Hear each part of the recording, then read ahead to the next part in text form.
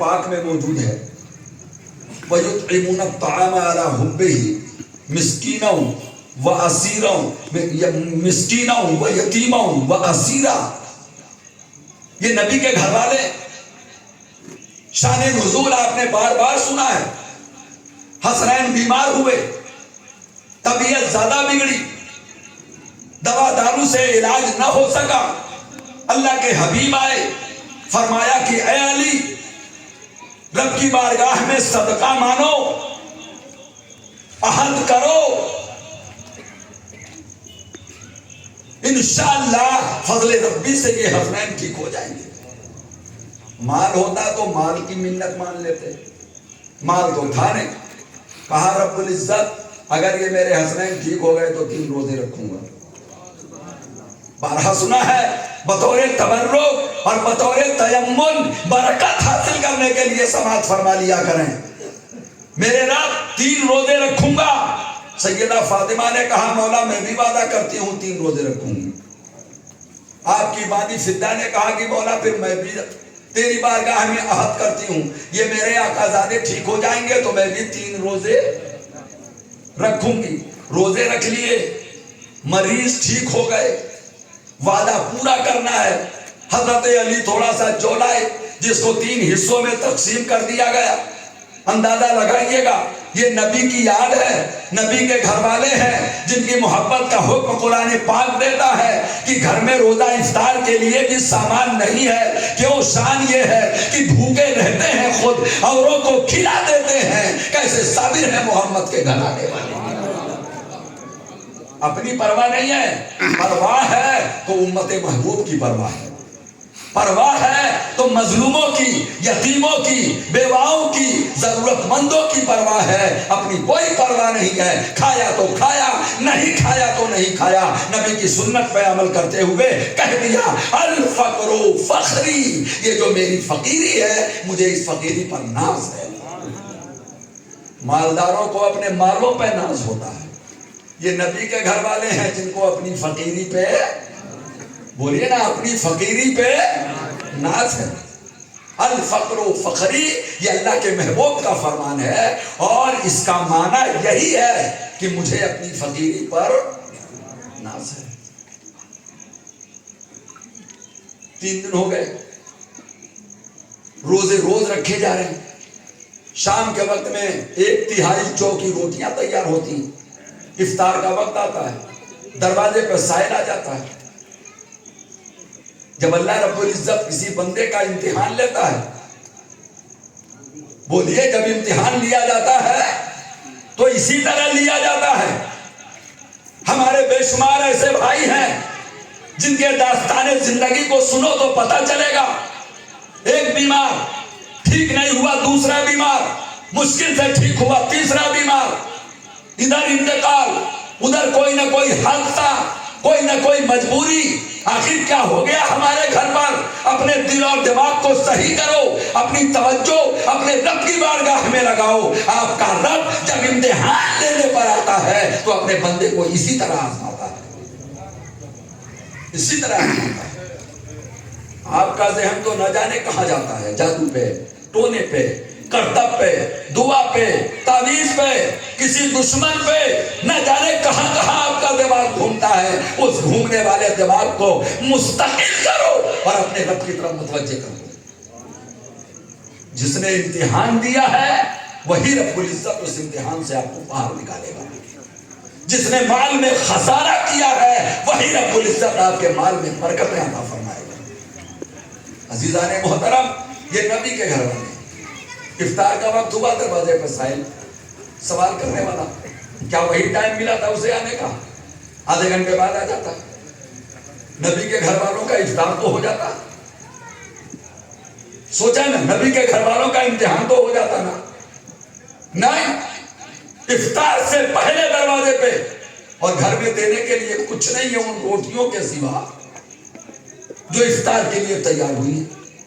حضرت علی مرتضیٰ نے روٹی اٹھائی, فاطمہ نے کہا میرے حصے کا بھی لے جاؤ, فدہ نے کہا میرے حصے کا بھی لے جاؤ.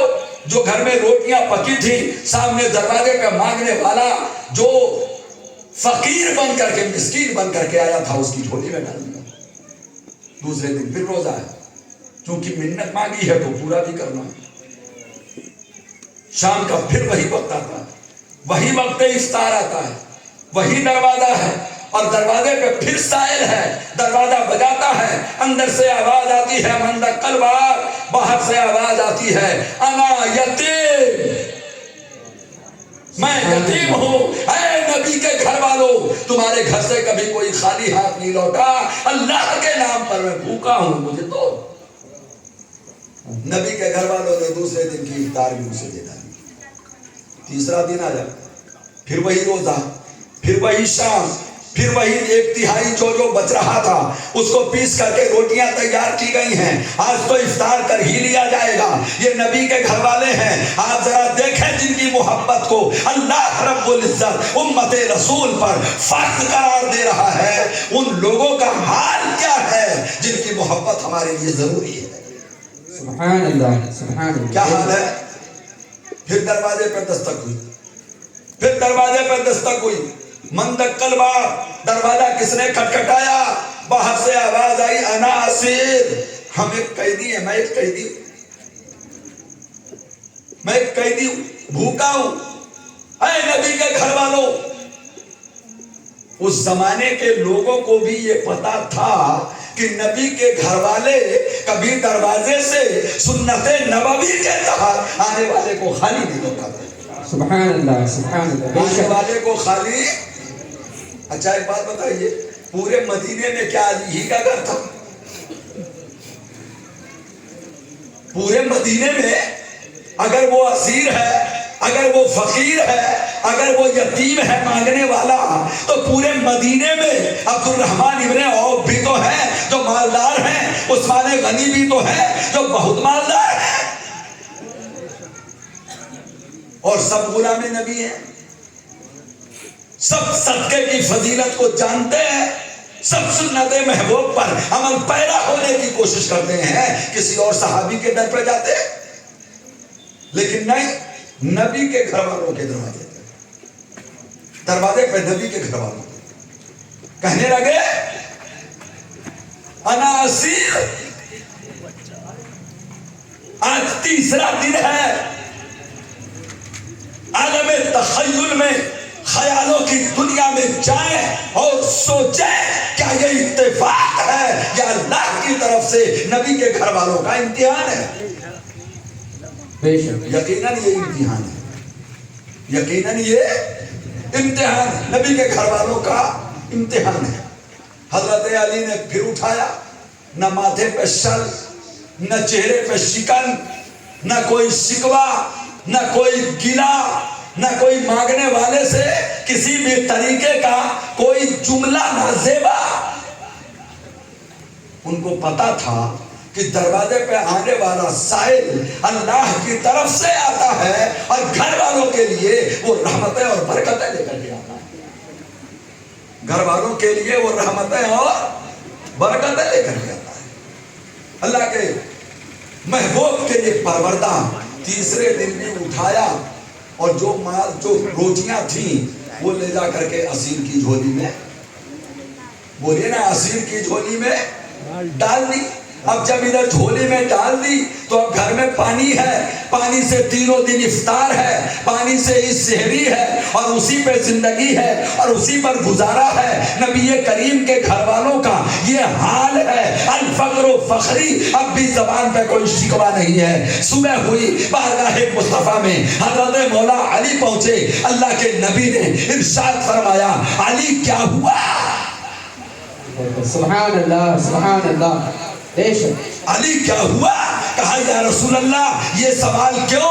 کہا رب العزت کی طرف سے تمہاری تعریف میں، تمہارے گھر والوں کی تعریف میں آیت کریمہ اتری ہے۔ سبحان اللہ، سبحان اللہ۔ نعرہ تکبیر، نعرہ رسالت، شہید اعظم کانفرنس، عظمت اہل بیت اطہار، نعرہ تکبیر، سبحان اللہ، سبحان اللہ۔ اور تمہاری عادتوں کا تذکرہ رب نے کیا ہے، وَيُطْعِمُونَ الطَّعَامَ عَلَىٰ حُبِّهِ، اللہ کی محبت میں جو کھانا کھلاتے ہیں یتیم کو، مسکین کو، اسیر کو، سبحان اللہ. یہ تمہاری صفت بیان کی گئی ہے. اور آگے پھر تمہاری ایک صفت ہے, لا نريد منکم جزاء ولا شکورا. اے مہاجر, اے یتیم, اے مسکین, اے اسیر, یہ جو میں نے تجھے کھلایا ہے اس کے بدلے میں لفظ شکریہ بھی سننا نہیں چاہتا. سبحان اللہ, سبحان اللہ. یہ دنیا کا دستور ہے. آپ کسی کی مجبوری میں اس کے کام آئیے تو کہتا ہے شکریہ جزاک اللہ. کیا کہتا ہے وہ؟ شکریہ جزاک اللہ. یعنی آپ نے مجھے دیا تو شکریہ, اور پھر دعا دے دیا اس نے آپ کو, اس کے بدلے میں جزاک اللہ. اللہ رب العزت آپ کو اس خدمت کی جزا عطا فرمائے. جو آپ نے میرے ساتھ احسان کیا ہے, اس احسان کا اللہ رب العزت آپ کو جزا عطا فرمائے. یہ نبی کے گھر والے ہیں, ان کی بولی کو قرآن بیان کرتا ہے. لا نريد منکم جزاء ولا شکورا. یہ تو میں نے تمہارے ساتھ نیکی کیا ہے, سلوک کیا ہے, اس کا نہ تو مجھے بدلہ چاہیے اور نہ ہی مجھے شکریہ کے لفظ چاہیے. سبحان اللہ. شکریہ کا لفظ بھی نہیں چاہیے. بولیے نا, شکریہ کا لفظ بھی نہیں چاہیے. بلا شکورا, ہمیں شکریہ کا لفظ بھی نہیں سننا اور ہمیں اس کا بدلہ بھی, بولیے نا, بدلہ بھی نہیں چاہیے. اور ادھر اللہ کا پیغمبر ہے, قرآن کی آیت اترتی ہے اور محبوب نبی کہتا ہے اپنے دیوانوں سے, اپنے غلاموں سے, اپنے صحابہ سے کہ مجھے بدلہ دو, مجھے بدلہ. جو میں نے کار ہدایت انجام دیا ہے اس کا بدلہ, یہ مال, یہ دولت, یہ سرمایہ, یہ سونا, یہ چاندی, یہ درہم, یہ دینار, یہ مجھے نہیں چاہیے. الا المودۃ فی القربى. ہاں مجھے یہ چاہیے کہ نبی کے گھر والوں سے, میرے گھر والوں سے. آپ اس پس منظر کو دیکھیے گا, نبی کے گھر والوں سے. اب ایک بات ذرا غور سے سنیے گا, غور سے سنیے گا, اور اپنی قسمت پہ جتنا بھی ناز کریں وہ حق ہے. بولے نا, جتنا بھی ناز کریں وہ جس رب نے ہمیں نماز کے لائق جانا تو کہا اقیم الصلاۃ, ہمیں سے مراد ایمان والے. بولے نا, ہمیں سے مراد ایمان والی. اس نے ہمیں عبادت کے لائق جانا تو کہا اقیم الصلاۃ. اس نے ہمیں روزے کے لائق جانا تو کہا وآتوا الزکاۃ. اس نے ہمیں حج کے لائق بنایا تو فرمایا واتموا الحج والعمرہ. اس نے ہمیں روزے کے لائق بنایا تو کہا کتب علیکم الصیام. سبحان اللہ. بولے نا, کتب علیکم الصیام. مال دینے سے پہلے مولا نے زکات کا حکم نہیں دیا. بولیے نا, جو مالدار ہی نہیں ہے کیا وہ زکات دے گا؟ ارے بولو, دے گا کیا؟ اس پہ زکات فرض ہے؟ نہیں نا. شریعت کا ایک قانون اس پہ لاگو نہیں ہوتا. شریعت کا ایک قانون اس پہ لاگو نہیں ہوتا. جو روزہ رکھنے کے لائق ہے ہی نہیں, شیخ فانی ہے, روزے کا حکم اس پہ لاگو. جو بندہ پیسہ رکھتا ہی نہیں ہے, صاحب استطاعت نہیں ہے, اس کو اللہ حج کا حکم دیتا ہی نہیں ہے. بے شک حق ہے. سبحان اللہ. جسے روزے کا حکم دیتا ہے اسے روزہ رکھنے کے لائق طاقت دیتا ہے. جسے نماز کا حکم دیتا ہے اسے نماز پڑھنے کی توفیق اور نماز پڑھنے کے لائق اس کو توانائی دیتا ہے. جسے زکات دینے کا حکم دیتا ہے اسے پہلے مالدار بناتا ہے, مالک نصاب بناتا ہے. جسے حج کا حکم دیتا ہے اسے پہلے صاحب استطاعت بناتا ہے. سبحان اللہ, سبحان اللہ. بے شک. بولیے نا بھائی, آپ کو صاحب استطاعت کس نے بنایا؟ کس نے بنایا؟ اللہ نے. پیسے کون دیتا ہے؟ محنت آپ کرو, لیکن اس محنت پہ آپ کو اس محنت کا صلہ پیسوں کی شکل میں دیتا کون ہے؟ اس کی مرضی کے بغیر تو ذرہ ہی نہیں ہلتا. تو یہ پیسے، روپے، بینک بیلنس، کار، بنگلے، کوٹھی، یہ کہاں سے آیا؟ سب عطائے ربانی ہے. وہ جسے چاہتا ہے تو دل ملک کا منتشا وتنزع الملک ممن تشاء. یہ اس کی شان ہے. جسے چاہتا ہے مال دیتا ہے، ملک دیتا ہے، اور جس سے چاہتا ہے مال اور ملک چھین لیتا ہے. بے شک حق ہے. سبحان اللہ. جسے نہیں دیتا وہ بھی اسی کی مشیت ہے، اور جسے دیتا ہے اسے بھی اسی کی مشیت ہے. تو اللہ نے جسے جس بات کا حقدار بنایا، رب نے اس سے وہی مطالبہ کیا. رب نے اس سے، اچھا سنیے، ابھی کوئی مفتی صاحب تشریف لائیں اور وہ زکوٰۃ کا حکم بیان کریں. زکوٰۃ کا کہ جو لوگ صاحب نصاب ہیں، جن کے پاس مال ہے 52.5 تولہ چاندی یا 7.5 تولہ سونا، یا جن کے پاس مال تجارت ہے جو ان میں سے نصاب کو پہنچ جائے، یا جن کے پاس بینک بیلنس ہے جس سے اتنی چاندی یا اتنا سونا خرید لیا جائے، ان لوگوں پہ زکوٰۃ دینا فرض ہے.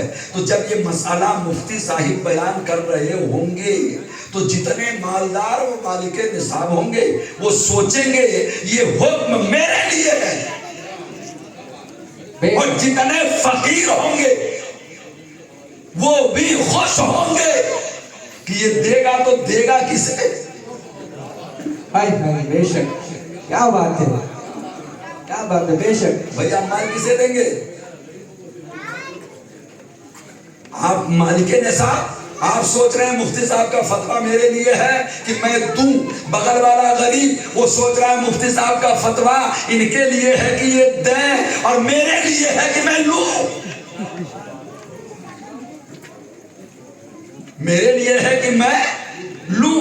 تو جو بات جس کے لیے کی جاتی ہے وہ اس بات کو سوچتا ہے، سمجھتا ہے، اور اللہ کی دی ہوئی توفیق سے پھر اس پر عمل کرنے کی وہ کوشش کرتا ہے، عمل کرنے کی کوشش کرتا ہے. تو میں یہ کہہ رہا تھا کہ قابل مبارک بات ہے آپ کہ اللہ رب العزت نے امت محبوب کو اس لائق جانا کہ محبوب کو حکم دیا، محبوب ان سے کہو کہ میری آل سے محبت کرو. سبحان اللہ، سبحان اللہ. بہت بہت کیا بات. محبوب ان سے کہو کہ تم میری آل سے، میرے خاندان سے، میرے گھر والوں سے محبت کرو. اللہ نے امت محبوب کو اس لائق بنایا اور جوہر محبت ہمارے سینے میں رکھا تاکہ ہم خاندان نبوت سے محبت کریں.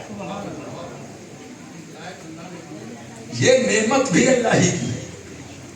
یہ جوہر اور یہ مادہ جو محبت کا ہمارے اندر موجود ہے، یہ مادہ بھی اللہ ہی نے ہمارے سینے میں رکھا ہے. بے شک. یہ مادہ ہمارے سینے میں محبت کا، بولیے نا کس نے رکھا؟ اچھا، محبت کا یہ جو مادہ اللہ نے انسان کے سینے میں رکھا ہے، یہ مادہ اسی حالت میں کہیں اور نہیں ملے گا. بولے نا کہیں اور، کہیں اور. اچھا ایک بات سوچیے، آپ دنیا میں بہت ساری چیزیں خرچ کرتے ہیں، بے خرچ کرتے نہیں کرتے؟ جو بھی آپ کے پاس ہو آپ اسے خرچ کرتے ہیں. اپنے جسم کے اعضاء کو بھی آپ خرچ کرتے ہیں. بھئی آنکھوں کا استعمال کرنا، آنکھوں کا خرچ کرنا ہوا. کانوں کا استعمال کرنا، کانوں کو خرچ کرنا ہوا.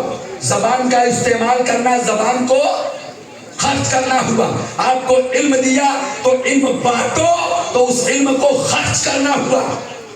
آپ کے پاس طاقت ہے، اس طاقت سے غیروں کا سہارا بنو، طاقت کو خرچ کرنا ہوا نا. سب سے زیادہ جو چیز آپ خرچ کرتے ہیں وہ جوہر محبت ہے. کیا ہے وہ جوہر؟ کیا ہے وہ جوہر؟ جی ہاں، آپ اپنے ان لوگوں کو ایک لسٹ میں رکھ لو جن سے آپ نفرت کرتے ہو، اور ان لوگوں کو ایک طرف رکھ لو جن سے آپ محبت کرتے ہو، اور پھر دونوں کا ذرا جائزہ لو، اس میں 5 نام ہیں تو اس میں 50,000 نام آئیں گے.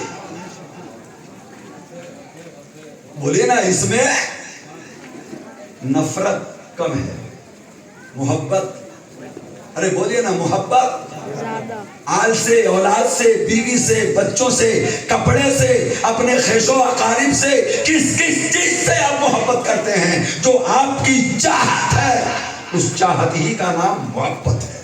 سبحان اللہ، سبحان اللہ. بولے نا، اس چاہت ہی کا نام محبت ہے. اس چاہت ہی کا نام محبت ہے. ہمیں یہ صافہ پسند تو ہمیں صافے سے محبت ہے. ہمیں کئی کپڑے گھر میں رکھے ہیں لیکن چند جوڑوں سے ہمیں محبت ہے، ہم اسے بار بار پہنتے ہیں. یہ مزاج انسانی ہے. تو یہ جوہر محبت آپ کے سینے میں آپ کے رب نے رکھا، اس کو لگانا کہاں ہے؟ یہ بھی قرآن میں آپ کو آپ کے رب نے بتایا. الا المودۃ، بولیے نا، الا المودۃ فی القربى. نبی کریم امت سے اجر رسالت مانگ رہے ہیں اور اللہ کے حکم سے مانگ رہے ہیں، اور یہ مانگ رہے ہیں کہ میرے گھر والوں سے دل میں رکھیے گا، دماغ میں رکھیے گا، اور اس محبت کو مذاق مت سمجھیے گا. یہ ایسا درد ہے جسے ہوتا ہے وہی جانتا ہے. بولیے نا، جسے ہوتا ہے، ہاں، اس محبت کا درد وہی جانتا ہے جسے محبت ہوتی ہے. اور یہ احساس آپ کے رب کی طرف سے ہے. رب کی طرف سے 1 مہینے سے نیند نہیں آ رہی. کیوں نہیں آئی؟ ہمارا اتنا مال تباہ ہو گیا. کیسا دل لٹکا ہے معلوم؟ سوچئے نا، بزنس میں کئی لاکھ کا گھاٹا ہو گیا، نیند اڑ گئی، چین نہیں، سکون نہیں، قرار نہیں. کیوں؟ محبت جو تھی. بولے نا، محبت جو تھی. اس درد کو آپ سمجھیے گا. آگ کا دہتا ہوا انگارہ بڑا خوبصورت لگتا ہے، لیکن جو اس میں چل رہا ہوتا ہے اس سے پوچھو کہ یہ اتنا خوبصورت دہتا ہوا انگارہ تجھے تڑپا کیوں رہا ہے؟ کہے گا آ کے دیکھ، کیا بات، جل کے دیکھ. یہ جو انگارہ پھولوں سے زیادہ خوبصورت دہتا ہوا انگارہ لگتا ہے. کوئلہ جلائیے، مکمل دہکا دیجئے، پھر اس کی خوبصورتی دیکھیے. اس آگ کی، بولیے نا، اس آگ کی خوبصورتی دیکھیے. اور یہ میں نہیں کہتا، اس پر دلیل ہے اللہ رب العزت کی، اس پر عمل ہے ایک مقدس نبی کی. سبحان اللہ. امتحان لینے کے لیے ایک طرف آگ کے انگارے رکھے تھے، ایک طرف پھول رکھے تھے. آسیہ سے کہتا کہ اس نے مجھے چھاپڑ مارا ہے، یہی یہ وہی لڑکا تو نہیں ہے جو میری حکومت کو تباہ و برباد کر دے گا. آسیہ نے کہا تھا کہ یہ وہ نہیں ہو سکتا، اگر یہ وہ ہوتا تو ہمارے گھر کیسے آتا. کہا میں امتحان لوں گا، یہ سمجھدار دکھتا ہے مجھے. کہا لے لے امتحان. جب امتحان لیا، ایک طرف پھول ہے ایک طرف آگ ہے.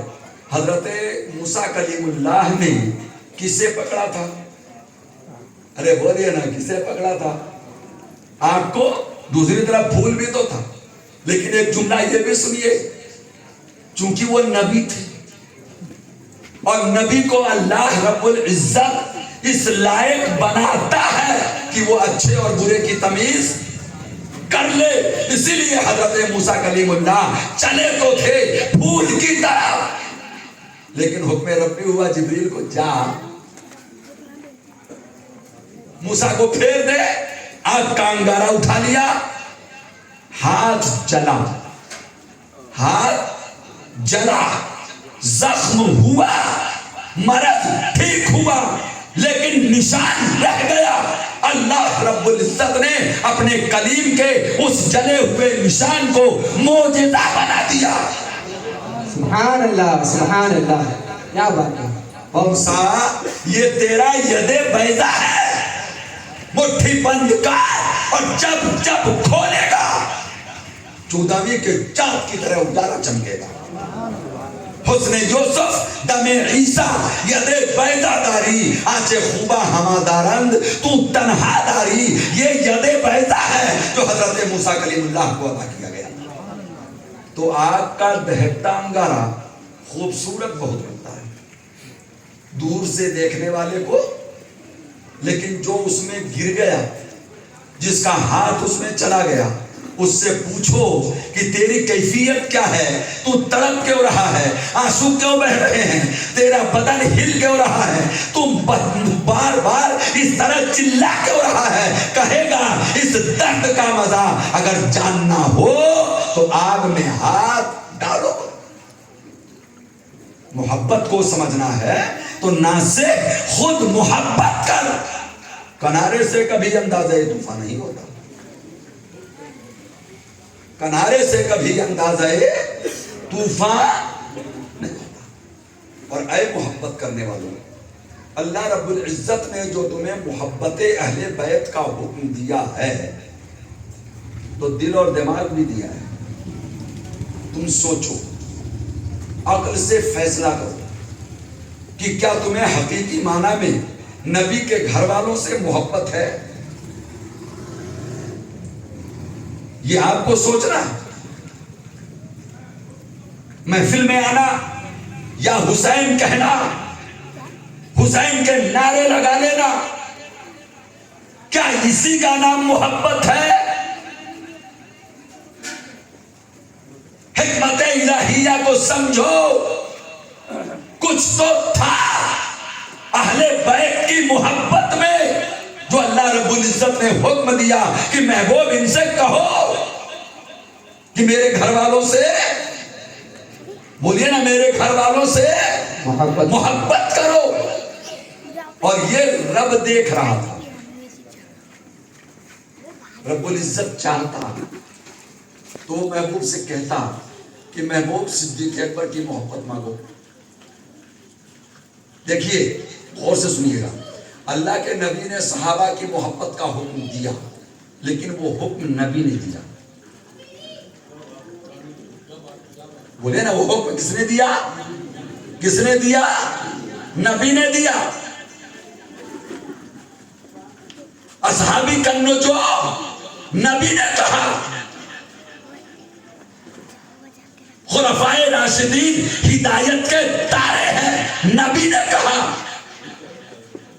صحابہ کی اتباع کرو, نبی نے کہا.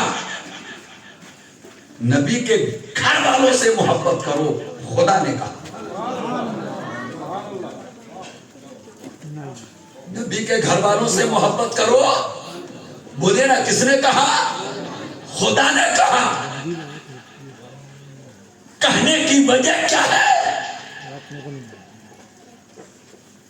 مجاز محبت کو سمجھے تو سمجھ جائیں گے. سچی محبت جب کوئی بندہ کسی دوسرے بندے سے کرتا ہے تو محبت کا دستور یہ ہے, محبت کا طریقہ یہ ہے, محبت کا راز یہ ہے کہ محب محبوب میں اور محبوب محب میں ایک دوسرے میں ایک دوسرے کا جلوہ نظر آتا ہے. تو من شدی من تو شدم, تم تن شدی من جا شدم, تا کسنت گوید بعد ازاں من دیگرے تو دیگرے. یہ محبت ہے. محبت نام کی نہیں, محبت کام کی. مثالیں چاہیے تو تاریخ صحابہ پڑھنا کہ محبت کس چیز کا نام ہے. میں ان دنیاوی محبوں اور محبت کرنے والوں کی بات نہیں کروں گا جسے دنیا لیلا کہتی ہے، مجنو کہتی ہے، شیریں فرحات کہتی ہے، یہ اور بھی مختلف ناموں سے یاد کیے جاتے ہیں جنہوں نے دنیا کی تاریخوں میں اپنے نام پیدا کیے ہیں. اگر مجھے مثال دینی ہوگی کسی محب کی تو نام بلال حبشی کا لوں گا، نام صدیق اکبر کا لوں گا، نام سلمان فارسی کا لوں گا، نام صہیب رومی کا لوں گا، نام فاروق اعظم کا لوں گا. سبحان اللہ سبحان اللہ. نعرے تکبیر، نعرے رسالت، نعرے رسالت. شہدائے اعظم کانفرنس، شہید اعظم کانفرنس، محبت اہل بیت، عظمت اہل بیت، عظمت صحابہ.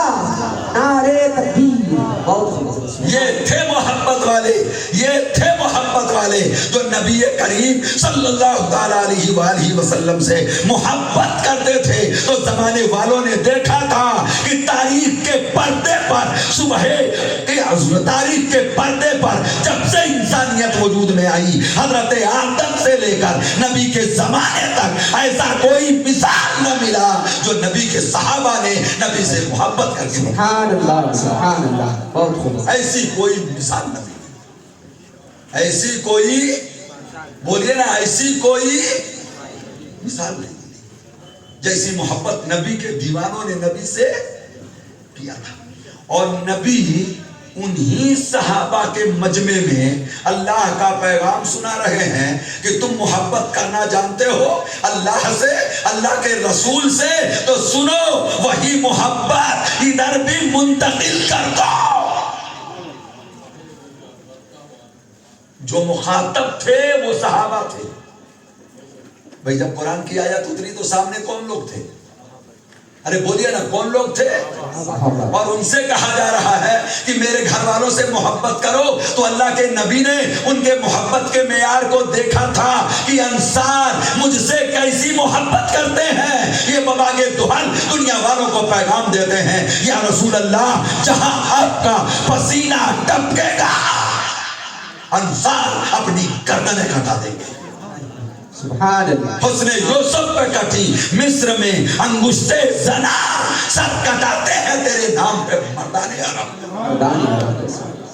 سبحان اللہ. یہ محبت محبوب ہی کا نتیجہ تھا. کیا تھا یہ محبت؟ محبت کو اور سمجھو. اللہ کے نبی صلی اللہ علیہ وسلم نے ارشاد فرمایا لا یؤمن احدکم، مخاطب وہی صحابہ. بولیے نا، سامنے کون لوگ تھے؟ بھئی حکم تو قیامت تک کے لیے ہے. آپ غور کیجئے گا، جب اللہ نے حکم دیا کہ الصلاۃ، نماز پڑھو، تو اس وقت کے مخاطب کون تھے؟ صحابہ. حکم ہے قیامت تک کے لیے. وآتوا الزکاۃ، زکات تو نبی نے کن سے کہا زکات دو؟ لیکن حکم قیامت تک کے لیے فرض ہے. یہ نبی نے کہا وَأَتِمُّ الْحَجَّ وَالْعُمْرَةَ، اے لوگو حج و عمرہ کرو، من استطاع الیہ سبیلا، جو اس لائق ہے کہ وہ حرم تک پہنچ سکے. تو مخاطب کون تھے؟ صحابہ. اور حکم کب تک کے لیے ہے؟ توجہ دیجئے گا، کب تک کے لیے ہے؟ قیامت تک کے لیے. اسی طرح جس طرح احکام شرع اللہ کی طرف سے اتر رہا تھا اور سننے والے صحابہ، سننے والے، اور کس طرح اس پر عمل کریں وہ کر کے بھی دکھایا صحابہ نے. بولیے نا بھئی، نماز کس طرح پڑھیں تو سب سے پہلے پڑھ کے کس نے دکھایا؟ صحابہ نے. روزہ کس طرح رکھیں تو سب سے پہلے رکھ کے کس نے دکھایا؟ صحابہ نے. حج کس طرح کریں تو حج کر کے سب سے پہلے کس نے دکھایا؟ صحابہ نے. زکات دو تو زکات دے کر کس نے سب سے پہلے بتایا؟ بولیے نا، کس نے بتایا؟ صحابہ نے. اب حکم رب اترا میرے گھر والوں سے محبت کرو. سبحان اللہ. नबी के घर वालों से मोहब्बत करके सबसे पहले किसने दिखाया? मिंबर छोड़ दिया, वक्त के फारूक आजम ने कंधे पे बिठा लिया, सहाबा ने दरवाजे से गुजरते तो अदब से सर झुक जाते। ये किरदार सहाबा था। सुभान अल्लाह, सुभान अल्लाह, क्या बात है। ये किरदारे सहाबा हजरत अली को मोहब्बत से देखा करते थे। क्या देख रहे हो? अली का चेहरा देखना इबादत है। सुभान अल्लाह, सुभान अल्लाह। ये मोहब्बत है या इबादत है? बोलिए ना। ये मोहाली का चेहरा देखना, मैं आपको देख रहा हूं, आप मुझे देख रहे हैं, ये मोहब्बत है या इबादत? मुझे कहने दो, ये ऐसी मोहब्बत है जो खुलूस के साथ हो तो इबादत बन जाती है। सुभान अल्लाह, सुभान अल्लाह, क्या बात है। सुभान अल्लाह। आलिम के चेहरे को देखना इबादत, माँ बाप के चेहरे को देखना, कुरान को देखना, काबा शरीफ को देखना, आगे बढ़ने दो फिर गुंबदे रसूल को देखना, सुभान अल्लाह, सुभान। बुजुर्गों की जियारत। नफरत से कोई देखे तब भी इबादत। जाहिर सी बात है, आप कहेंगे बिल्कुल नहीं। बोलिए ना, बिल्कुल। हकीकत ये है कि पहले मोहब्बत है, फिर नजर उठी बाप की तरफ। पहले मोहब्बत है, फिर नजर जमी मां के चेहरे पे। पहले मोहब्बत है, फिर प्यार से देखा आलिम रब्बानी की तरफ। पहले मोहब्बत है, फिर देखा किसी सैयदजादे की तरफ। पहले मोहब्बत है, फिर देखा कलाम इलाही की तरफ। पहले मोहब्बत है, फिर देखा खाने काबा की तरफ। अल्लाह रब्बुल इज्जत फरमाएगा, बंदे तेरी ये मोहब्बत ही तो इबादत है। सुभान अल्लाह, सुभान अल्लाह। तेरी ये मोहब्बत ही तो, बोलिए तेरी ये